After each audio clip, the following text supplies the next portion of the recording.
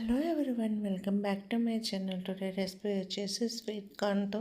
ఈ రెసిపీ ఎప్పుడైనా ట్రై చేశారా? లేకపోతే డెఫినెట్గా ట్రై చేయండి. ముందుగా ఒక కుక్కర్ తీసుకొని కొన్ని వాటర్ పోసుకొని స్వీట్ కార్న్ ఒక్కడిని వేసుకొని ఒలిచి ఇలా మూత పెట్టేసి 3 విజిల్స్ వచ్చేదాకా ఉడికించుకొని దీన్ని పక్కన పెట్టేసుకుందాం.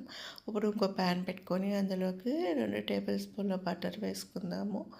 బటర్ వేసుకున్నాక ఇందులోకి బటర్ అంతా మెల్ట్ అయిన తర్వాత వెల్లుల్లిపాయ ముక్కలు సన్నగా కట్ చేసుకుని 1 టేబుల్ స్పూన్ 1/2 కప్పు ఉల్లిపాయలు వేసేసుకొని ఇది 2-3 నిమిషాలు బాగా మగ్గించుకుందాము. సో ఇవి మగ్గిన తర్వాత క్యాప్సికమ్ ముక్కలు 2-3 టేబుల్ స్పూన్లు వేసుకుందాము. సో మీరైతే పెద్దవైనా కట్ చేసుకొని వేసుకొని నేను చిన్నవి కట్ చేసి వేసుకున్నాను. ఈ 3 కూడా ఒక 5 నిమిషాలు బాగా మగ్గాలి.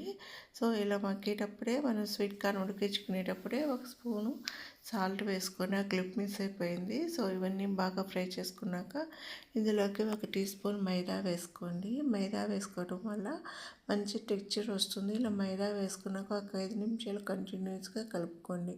ఈ మైదా ఇవన్నీ ఇందులోనే వేగిపోయినాక 1 గ్లాస్ పాలు పోసుకున్నాక మరలా ఒక 5 నిమిషాలు కంటిన్యూస్గా కలుపుకుంటూ ఉంటే ఈ మిల్క్ అనేది చిక్కబడుతుంది అన్నమాట. పాలు బాగా చిక్కగా వస్తాయండి. చూసారా, ఇలా చిక్కగా వస్తాయి. ఇలా చిక్కగా వచ్చినప్పుడు ఇందులోకి చీజ్ వేసుకోవాలి.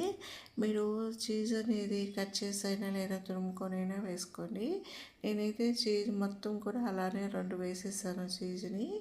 సో చూడండి, ఇదంతా ఇలా దగ్గరకు వచ్చింది కదా, ఈ టైంలో చీజ్ వేసుకోవాలన్నమాట.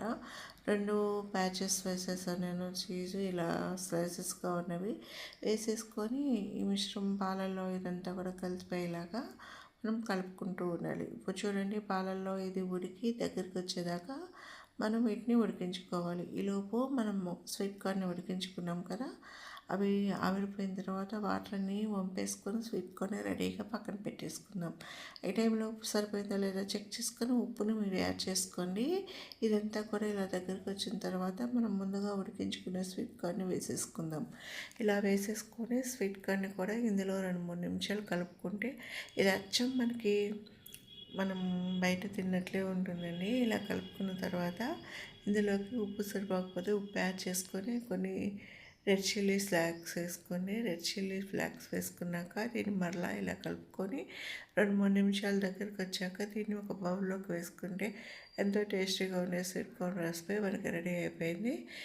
ఇంకెందుకండి ఆలస్యం, వీడియో కనుక నచ్చినట్లయితే లైక్ చేసి, షేర్ చేసి, సబ్స్క్రైబ్ చేసుకొని ఇలాంటి మంచి మంచి రెసిపీస్ కోసం ఇప్పుడు పైన టాపింగ్ కోసం అట్లా కొన్ని స్వీట్ కార్న్ వేసేయండి. అంతే, సింపుల్.